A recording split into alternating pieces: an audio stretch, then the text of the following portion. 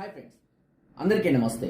ఈరోజు మనం చాలా మంది కూడా గోరెంటాకు అంటే దీన్ని కొంతమంది మైదాకు అని కూడా పిలుస్తూ ఉంటారు. సహజంగా చేతులు ఎర్రబడడం కోసం వీటిని ఉపయోగిస్తూ ఉంటారు. ఇది శరీరానికి చలవేస్తుందని కూడా చాలా మంది కూడా తెలుసు. అంతేకాకుండా దీనిలో అంటే ఈ గోరెంటాకు ముద్దలో కొద్దిగంత పసుపు కలుపుకొని కాలిన పుండ్లకు కానివ్వండి, లేదా చీము కారుతున్న పుండ్లకు కానివ్వండి, లేదా చుండ్రు లాంటి సమస్యలకు కూడా దీన్ని ఉపయోగించుకోవచ్చు.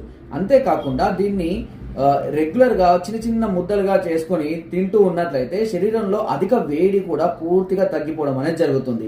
అంతేకాకుండా వీటిని అరికాళ్లకు రాసుకొని రాత్రిపూట కూడా పడుకున్నట్లయితే కాళ్ళ మంటలు, తిమ్మిర్లు, అదేవిధంగా శరీరంలో వేడి కూడా పూర్తిగా తగ్గిపోవడం అనేది జరుగుతూ ఉంటుంది.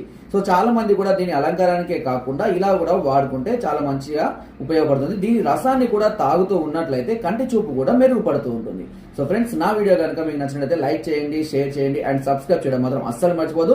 మీకు ఎలాంటి డౌట్స్ ఉన్నా, సమస్య ఉన్నా నాకు కామెంట్ ద్వారా తెలియజేయండి.